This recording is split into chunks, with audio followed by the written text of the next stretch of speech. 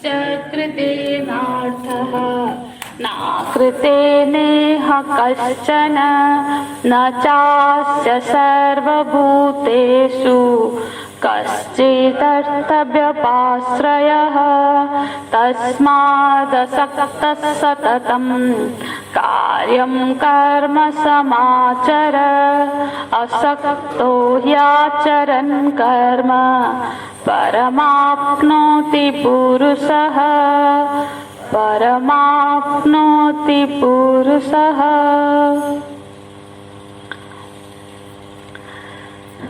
तस्य कार्यं न विद्यते। रति, तृप्ति और संतुष्टि।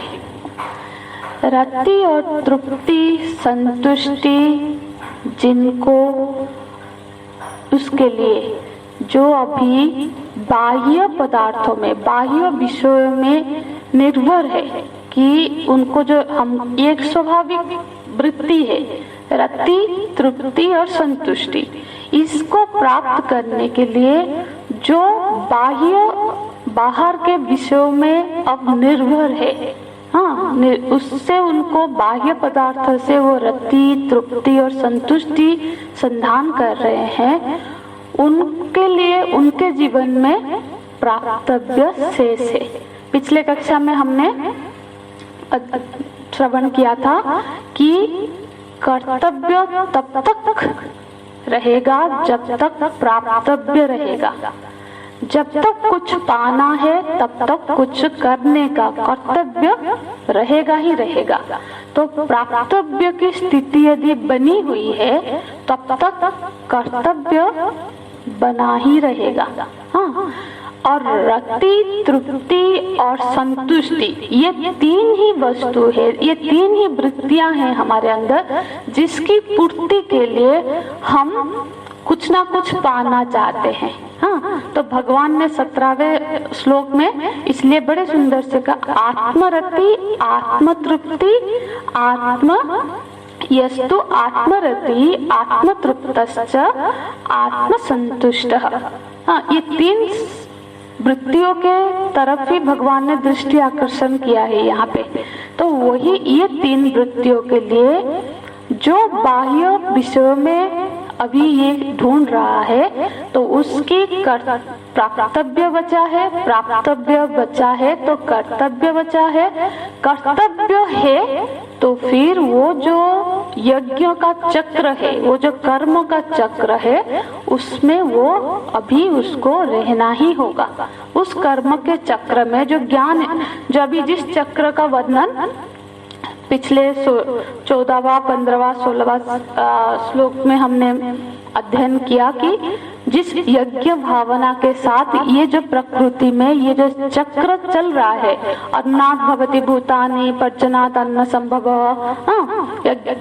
कर्म यज्ञ समुद्भव, वो जो पढ़ा ना पूरा चक्र का हमने विस्तार पूर्वक अध्ययन किया। तो उस चक्र से तब तक कोई नहीं निकल पाएगा जब तक उसके अंदर ये प्राप्तव्य की वृत्ति बनी हुई है। तो प्राप्तव्य बना है तो फिर तब तक कर्तव्य भी शेष है। कर्तव्य है तो यज्ञ भावना के साथ उसको अपने कर्तव्य कर्म का निर्वाह करना चाहिए।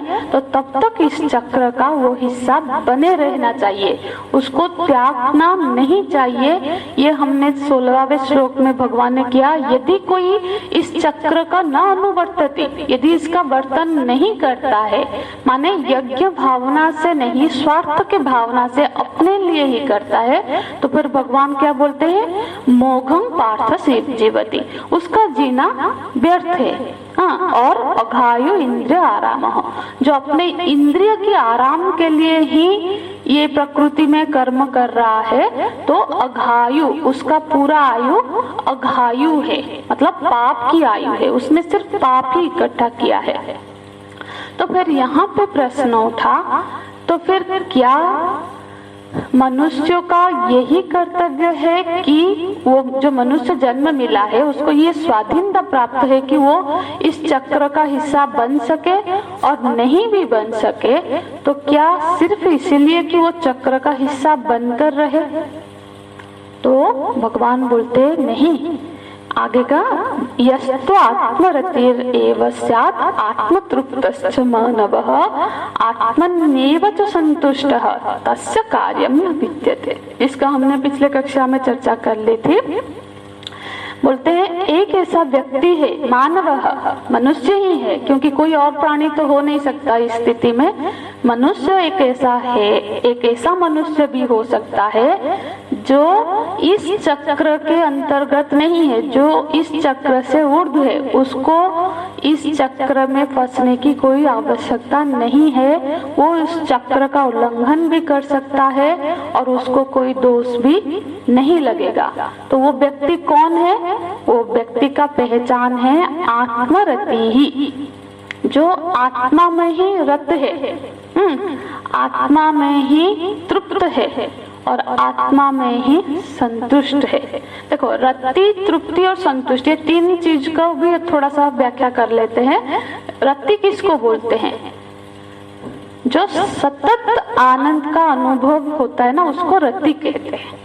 जैसे कि हम कुछ खा रहे हैं, हर चीज का, सिर्फ खाने का हम उदाहरण ले रहे, कोई भी भोग हो, खा रहे हो, पहन रहे हो, यश भी एक कामना है, जो भी कामना की पूर्ति हो रही है। हम जब कोई रसगुल्ला, जैसे पिछले कक्षा में बात की थी, हम खा रहे हैं, जब तक हम उसको खा रहे हैं, हमको जो आनंद प्राप्त हो रहा है उसको कहते हैं रति।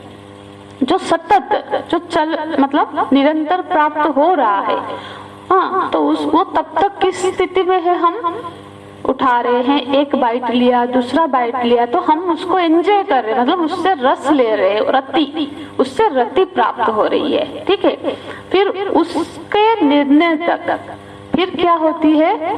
तृप्ति की प्राप्ति होती है। एक ऐसी स्थिति आती है जब हम और खाना नहीं चाहते, हम तृप्त हो गए। हम जब भोजन भी करते हैं, एक स्थिति आती है ना, हम थोड़ी ना खाते रहते हैं कि नहीं अभी तृप्त और नहीं चाहिए, तो वो स्थिति होती है तृप्ति की। तो रति से फिर तृप्ति होती है। तो हमने कोई चीज का उपभोग किया, एक स्तर पर हमको उससे तृप्ति की प्राप्ति हुई, पर तृप्ति भी फाइनल चीज तो नहीं है। हमने खाया, हमको तृप्ति लगी, पर कितने समय? 2 घंटे, 4 घंटे, 2 दिन तक भी मन नहीं हुआ कि नहीं मैंने अभी खाया है, ये चीज और नहीं चाहिए। पर फिर उसकी डिमांड होती है, फिर उसकी कामना होती है। तो तृप्ति भी एक सीमा है उसकी। हाँ, तृप्ति से ऊपर होती है संतुष्टि। संतुष्टि माने जितना हम चाहते हैं, जितना हमने चाहा है, उससे बहुत ज्यादा जब हमको मिल जाती है, एक वृत्ति की निर्माण होती है, उसको बोलते हैं संतुष्टि। हम बिल्कुल संतुष्ट है, मतलब हमने जीवन भर काम किया, हमने सोचा था कि हमको 1 लाख रुपए जमा करनी है और हमको कहीं से 5 लाख रुपए, मतलब फॉर सपोज 5 करोड़ हो जाए, लाख तो आजकल किसी को संतुष्ट नहीं कर सकता, 5 करोड़ मिल गए, तो फिर उसको जिसकी कामना 1 करोड़ की होती है वो 5 करोड़ में तृप्त हो जाता है, पर जिसकी कामना 500 करोड़ की होती है उसको 5000 करोड़। सबकी कामना एक जैसी नहीं होती है और अपनी कामना के हिसाब से ही अपनी संतुष्टि।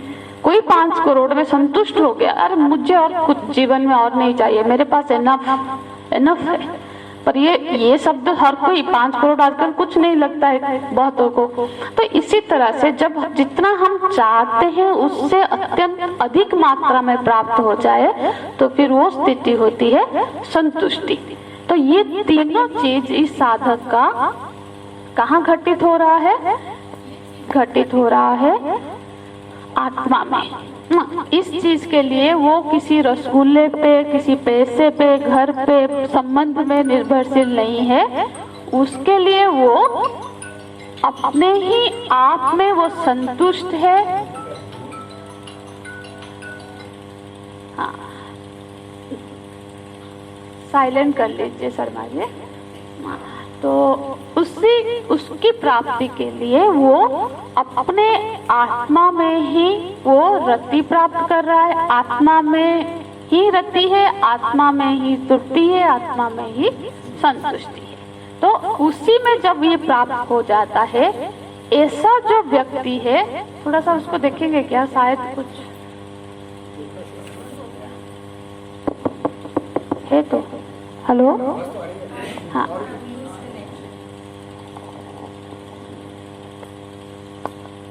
हाँ, तब क्या, तब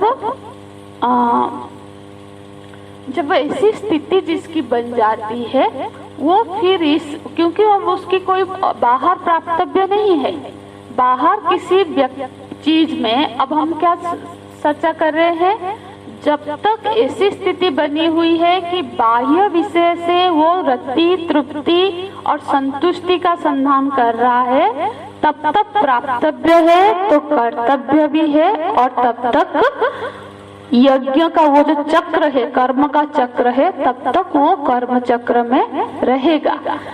यदि ऐसी स्थिति बन गई कि रति, तृप्ति और संतुष्टि आत्मा में ही उपलब्ध होने लग गई, तो फिर अब क्या हुआ, अब इस चक्र से वो छूट गया, छोड़ा नहीं। छोड़ना और छूट जाने में फर्क है ना। छूट, ये अब स्वतः छूट गया उससे। यदि कोई चाहता है कि मैं ये सारी चर्चाएं क्यों हो रही है, क्योंकि अर्जुन जी को भगवान समझा रहे हैं कि तुम जो कह रहे हो कि मैं कर्म का त्याग करके श्रेय के मार्ग में जाना चाहता हूँ, तो भगवान यहाँ पे समझा रहे हैं कि ये छोड़ना नहीं होता है, ये खुद छूटने की स्थिति है। ये अपने आप ही, जब हम देखो कर्तव्य दो तरह की है, हमने कभी चर्चा भी की होगी। एक कामना की पूर्ति के लिए कर्तव्य होती है और कामना से निवृत्ति के लिए भी कर्तव्य होती है। जो हम यहाँ बैठ के सत्संग कर रहे हैं ये भी एक कर्म है, पर इसका जो पर्पज है कामना की निवृत्ति, ताकि सत्संग से, सेवा से, त्याग से, दान से हम इस तरह के कर्म कर करके हम कर्तव्यों से, कामनाओं से निवृत्त हो। तो ऐसे कामनाओं की निवृत्ति वाले कर्तव्य कर्मों का करते करते एक दिन ऐसी स्थिति आती है कि वो जो बाह्य पदार्थों से, बाह्य कर्तव्यों से उसका छूट जाता है ना। तो यहाँ पे ऐसी जिसको कर्तव्य को से ऊपर उठना है, बिल्कुल कृतकृत्य की स्थिति में पहुंचना है, उसके लिए मार्ग बताया गया। तो फिर उसका एक ही मार्ग है कि फिर उसको आत्मा में रति प्राप्त हो।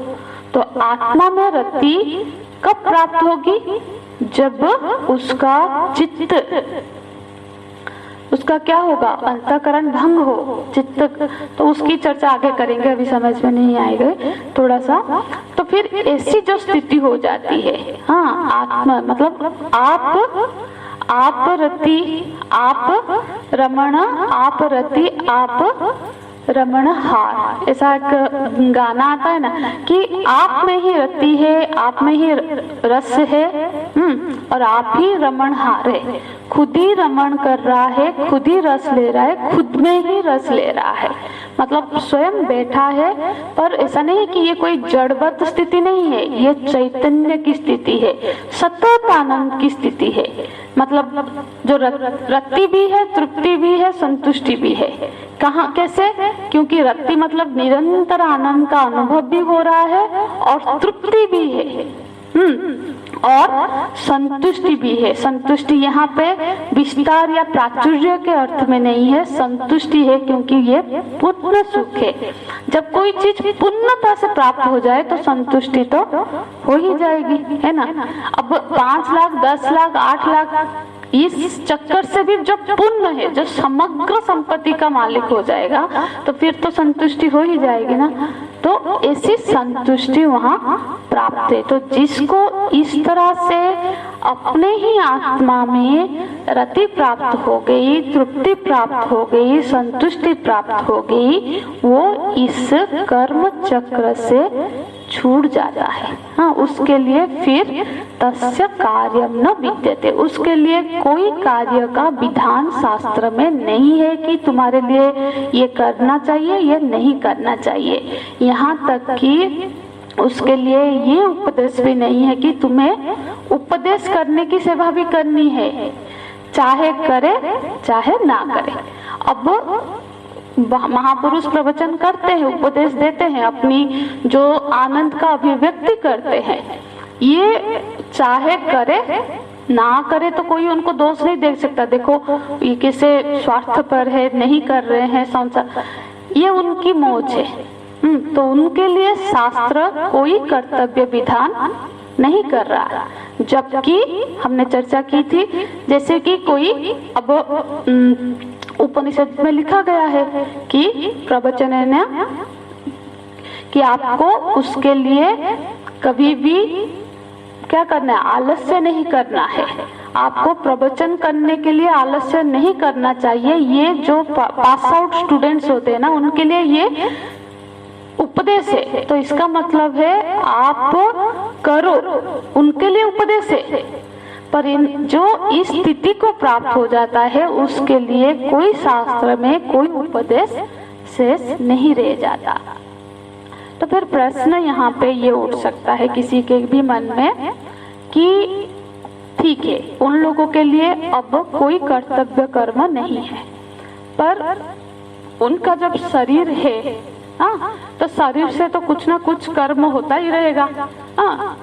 अच्छा भी बुरा तो इतना नहीं होगा, पर कर्तव्य तो हो रहा है। तो उससे उत्पन्न पाप या पुण्य उसको तो भोगना ही पड़ेगा। अब वो प्रचेष्टा करके कुछ नहीं कर रहे हैं, ना धर्म कर रहे हैं, ना दान कर रहे हैं, कुछ कर नहीं रहे, पर उनके शरीर से कुछ कर्तव्य तो हो रहे, कुछ कर्म तो हो रहे, उसका फल उनको तो मिलेगा। और तो यहाँ भगवान कहते हैं नैव तस्य कृतेनार्थ।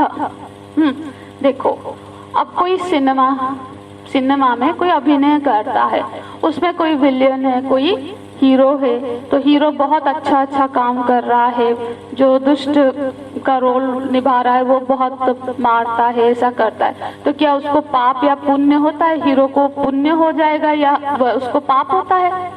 नहीं होता है। उससे हम भी जानते हैं, जिसने अभी स्टेज में परफॉर्म कर रहा है, वो अभी रावण का किरदार निभा रहा है, तो क्या उसको पाप लग रहा है? वो जो डायलॉग बोल रहा है, नहीं लगेगा, क्योंकि वहां पे वो सिर्फ उसका किरदार निभा रहा है ना।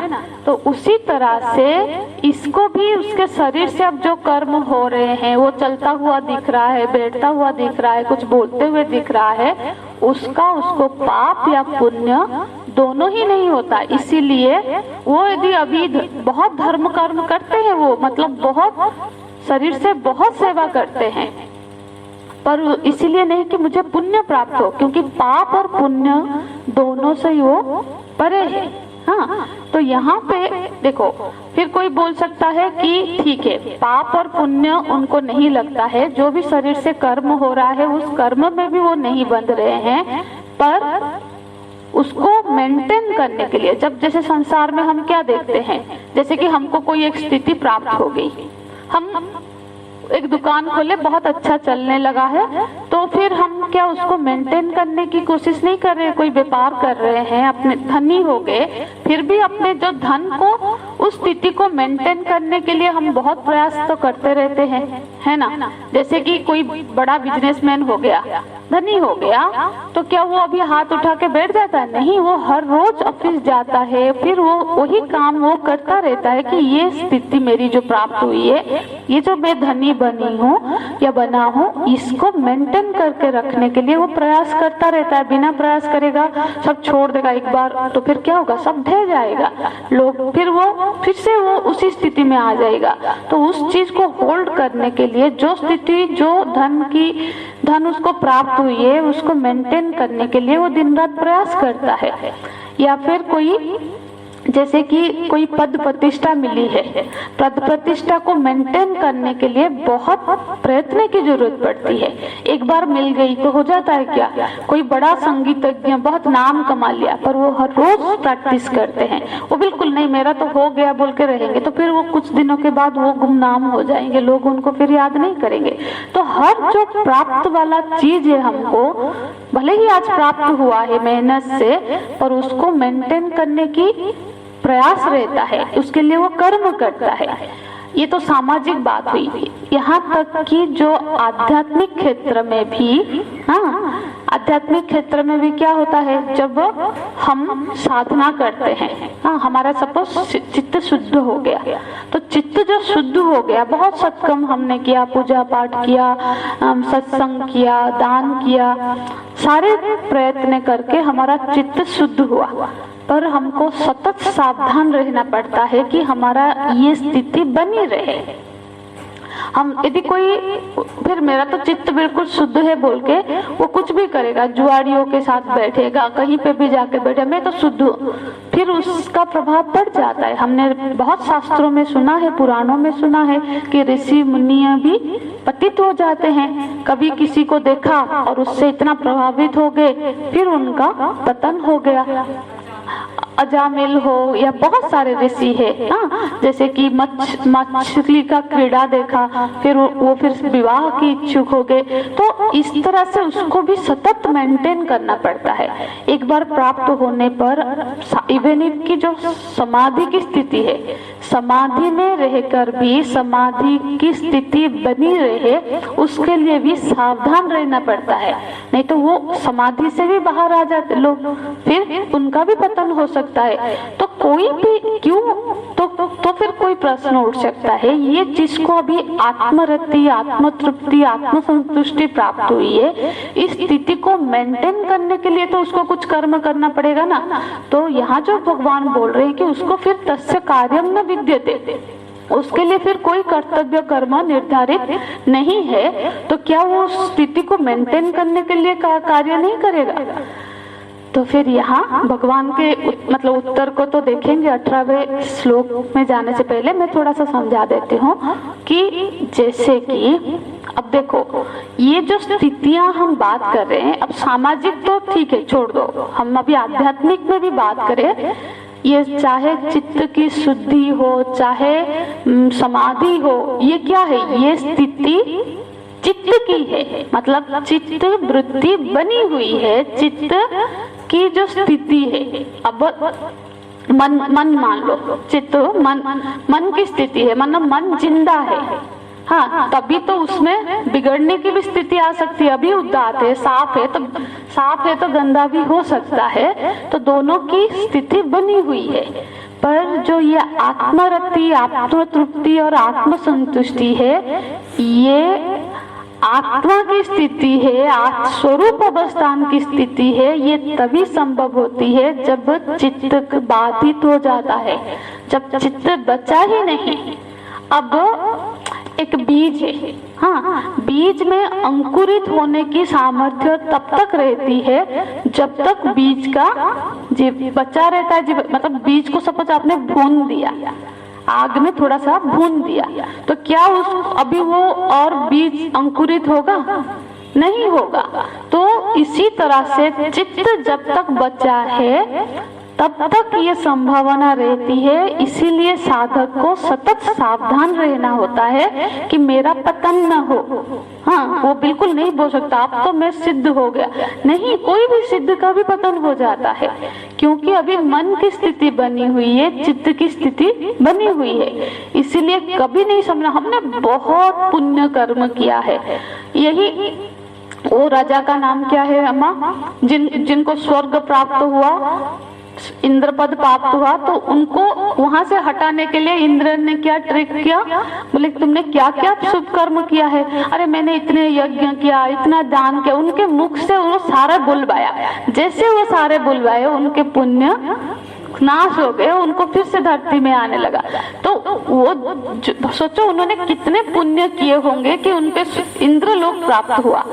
और इतना पुण्य का भी यदि नाश हो सकता है, तो हम लोग ने 2-4 कुछ पुण्य किए तो क्या उसका नाश नहीं हो सकता? तो इसीलिए इसका कोई ऐसा नहीं है कि मैंने बहुत किया है, बहुत तीर्थ किया है, बहुत, जिसके मन में अभी है कि बहुत किया है, वो तो अपने आप में एक कमजोरी है। तो यहाँ जो प्रश्न है कि उनको भले ही कोई और कर्म नहीं करना है, अपना अभी उनका कोई संसार से कुछ लेना देना नहीं है, कुछ प्राप्त नहीं है बाह्य चीजों से, इसलिए कर्म ना करे, पर इसको मेंटेन करने के लिए तो कर्म करना पड़ेगा ना। हाँ, तो वो भी नहीं करना पड़ेगा, क्योंकि ये सब स्थिति जहाँ तब तक है जब तक चित्त बना हुआ है। अंतःकरण की स्थिति बनी हुई है, पर जिसकी अंतःकरण बाधित हो जाएगा वही आत्मा में तृप्त हो सकता है, आत्मा में रत हो सकता है और आत्मा में संतुष्ट हो सकता है। तो फिर उसका ये डर ही नहीं है कि उसका कभी पतन हो सकता है, तो उसके लिए फिर कर्म नहीं है। तो ये ऐसा यदि प्रश्न है तो भगवान यहाँ पे बता रहे नैव तस्य कृतेनार्थः, न इव माने इस संसार में, हाँ इस संसार में तस्य कस्य आत्मरति आत्मस्यात् आत्मतृप्तश्च मानव, उस मनुष्य की बात कर रहे हैं। उस तस्य मतलब वो जिसको अभी आत्मरुप्ति आत्मतृप्ति और आत्मसंतुष्टि प्राप्त है, वो तस्य कृतेनार्थ, अर्थ माने प्रयोजन, कार्य में उसका कोई प्रयोजन है नहीं। हम हमेशा कार्य कोई प्रयोजन की सिद्धि के लिए करते हैं, हमको कोई प्रयोजन नहीं, कुछ प्राप्त करना है, भले ही मोक्ष ही प्राप्त करना हो, पर प्राप्त करना है माने प्राप्तव्य बाकी है। मोक्ष तो कामना बाकी है, तो फिर कर्तव्य है। मोक्ष पाना है, सच में सही बात है, पर पाया तो नहीं है ना, पाना है मतलब करना भी है, कर्तव्य भी है। जो मोक्ष की इच्छुक है, मुमुक्षु है, उसको गुरु शरणागत होना चाहिए, गुरु आदेश से शास्त्र अध्ययन करना है, फिर साधना करनी है, वो सब नियम है, करना है, कर्तव्य बचा है। पर यहाँ पे भगवान बोल रहे नैव तस्य कृतेनार्थ, उसके लिए कोई कर्तव्य में उसका कोई प्रयोजन नहीं है। हाँ, तो फिर क्या वो अकर्मण्यता रहेगा? अकर्मण्य मतलब कुछ नहीं किया, ऐसे ही पड़ा रहा, तो अकर्मण्य रहने से अकर्मण्यता का दोष लगता है। हम लोगों को पता है कि कभी यदि जैसे कि अभी पितृपक्ष आया, हम लोग हिंदू हैं, और हमारे लिए कर्तव्य है कि हम अपने पितृपुरुषों को तिल जल दान मतलब तर्पण आदि कर्म करेंगे तो वो उनको मुक्ति मिलेगी, उनको हमको पितृदोष से मुक्त मिलेगा। वो लोग सोचते हैं नहीं करेंगे तो क्या हो गया, करेंगे तो अच्छा है, नहीं करेंगे तो कुछ बुरा, नहीं करेंगे तो प्रत्यवाय दोष लगेगा। आप करते हो तो अच्छा होता है, नहीं करते हो तो कुछ नहीं होता, ऐसा नहीं करते हो तो दोष लगता है। जैसे अभी दीपावली आएगी, हमारे जो शास्त्र परंपरा में जिस तिथि को जो करने का विधान है, यदि हम उसका पालन नहीं करते हैं तो हमें प्रत्यवाय दोष लगता है। दोष मतलब किस तरह से, जैसे आपको नियम है कि गृहस्थों को अतिथि की सेवा करनी चाहिए, नहीं किया तो पुण्य मिला, नहीं किया तो प्रत्यवाय दोष लगेगा। उस दोष से आपके पुण्य क्षीण हो जाते हैं। हाँ, जैसे कि ब्रह्मचारी है, जैसे हम ब्रह्मचारी है तो हमारा नियम है कि हमको संध्या करनी चाहिए। संध्या करे तो कुछ मिलेगा ऐसा नहीं है, नहीं करे तो दोष लगेगा। इसी तरह से बहुत सारे कर्तव्य है जो कि करो तो हो सकता है आपको कुछ मिले, ऐसा कोई विधान नहीं है, पर उसका यदि ना करो, अकर्मण्य रहो, तो फिर आपको प्रत्यवाय दोष लगेगा। तो उस हिसाब से यहाँ पे इनमें वो दोष नहीं लगेगा कि वो अकर्मण्यता का दोष लग जाएगा, ऐसा नहीं होगा। आप लोग भागवत में भी ऋषभ देव का वर्णन सुने होंगे।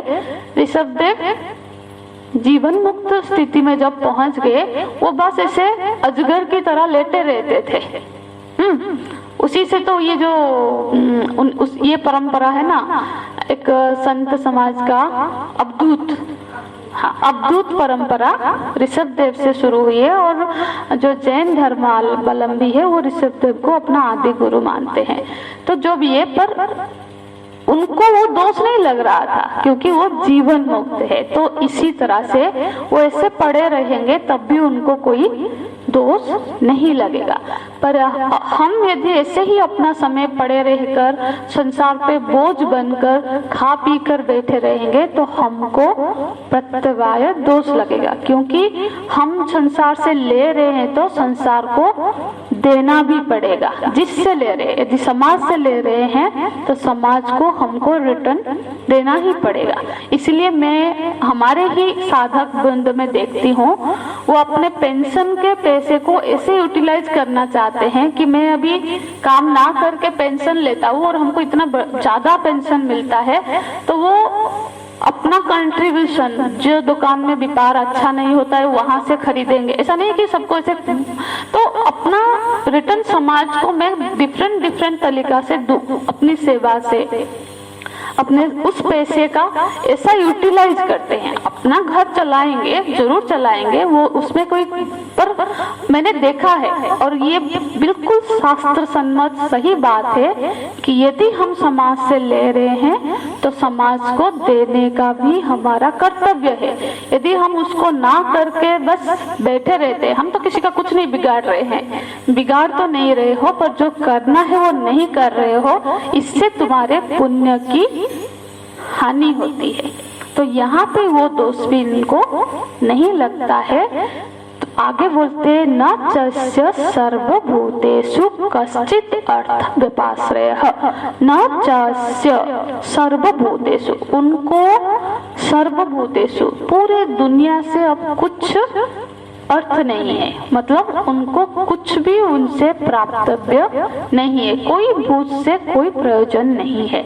जैसे अब देखो व्यपाश्रय, इस शब्द को समझते हैं आश्रय, अब उनकी किसी में आश्रय नहीं है। जैसे हमारी शरीर है, हाँ, हम लोगों को भूख लगती है तो हमारे शरीर की पोषण में हम अन्न पर आश्रित है। अन्न मतलब चावल ही नहीं, अन्न मतलब जो भी हमारा खाद्य है, ठीक है।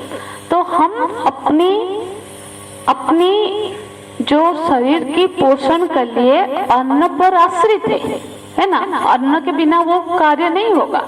इसी तरह से विपाश्रय, अन्नाश्रय, हम अन्नाश्रय है, अन्न के ऊपर आश्रित है। अभी सर्दियां हो रही है तो हम अपनी सर्दी मिटाने के लिए वस्त्र पर आश्रित है ना। तो इसी तरह से हम समाज में प्रकृति के ऊपर हर चीज के लिए आश्रित है। पर अभी उनकी कैसी स्थिति है, न चस्य सर्वभूतेषु, उनको किसी भी भूत मतलब यहाँ प्राणी जगत भी ले लो या पंच महाभूत भी ले लो, पंच महाभूत से ही तो सारा सृष्टि का सब बना है, उनसे उनको कोई कुछ भी अभी अर्थ नहीं, प्रयोजन नहीं है ना। तो यहाँ पे मतलब उनका कोई अपना स्वार्थ नहीं है। उसके बावजूद वो क्या करते हैं, जैसे कि प्रकृति के एक पार्ट होके, जैसे कि अब हमारा पूरा शरीर है, ठीक है, शरीर में हाथ ने हमको मतलब मुख को खाना दिया तो क्या वो क्रेडिट लेता है कि मैंने ये किया? नहीं, वो स्वाभाविक शरीर के सब अंग प्रत्यंग शरीर के प्रति समर्पित है, वो अपना अपना करते हैं, कोई किसी को कुछ ना क्रेडिट चाहिए ना करना। तो उसी तरह से वो इस प्रकृति के जो शरीर रूपी प्रकृति का एक अंग रूपी पार्ट हो जाता है और स्वतः उसकी सेवा में, जैसे हाथ स्वतः इस शरीर की सेवा में लगा है, वैसे ही वो प्रकृति की सेवा में नियोजित रहता है। ना उसको उसकी क्रेडिट है, ना पाप है, ना पुण्य में वो कोई भागीदारी नहीं होता है। इस प्रकृति की जो चक्र चल रहा है, भले ही वो उससे परे है, पर फिर भी वो अपना, जैसे हमारे शरीर के सारे अंग शरीर को बचाए रखने के लिए क्रियाशील है, ऐसे ही वो महापुरुष इस प्रकृति में, प्रकृति की सिस्टम में स्वतः कार्यरत दिखता है, बिना कोई स्वार्थ के, बिना कोई प्रयोजन के। तो यही है नैव तस्य कृतेनार्थ न कृतेन इह कश्चन न चास्य सर्वभूतेषु कश्चित् अर्थ व्यपाश्रयः। तो यहाँ इस 2 श्लोकों में भगवान ने वो महापुरुष की जो इस यज्ञ कर्म रूपी जो चक्र का प्रवर्तित चक्र है, यह चक्र भी प्रकृति के द्वारा प्रवर्तित है, उस चक्र से वो परे चला जा सकता है। तो कौन वो व्यक्ति है जो इस चक्र को भेद सकता है, उसका वर्णन भगवान इन 2 श्लोकों में करते हैं। और साथ ही साथ यदि ऐसी स्थिति आत्मरति, आत्मतृप्ति, आत्म संतुष्टि की स्थिति प्राप्त नहीं हुई है, तो फिर यही उपदेश देते हैं कि उसको यज्ञ भावना के साथ, स्वाहा के भावना के साथ, देने के भावना के साथ, समर्पण के भावना के साथ इस चक्र का संपादन, उसका पाठ होते बने ही रहना चाहिए। उससे नहीं उसको न अनुवर्तति, मतलब उसका अनुवर्तन जो नहीं करता है, मोघम स पाप जीवति, वो उसका जीवन व्यर्थ है, वो पाप ही अर्जन करता है।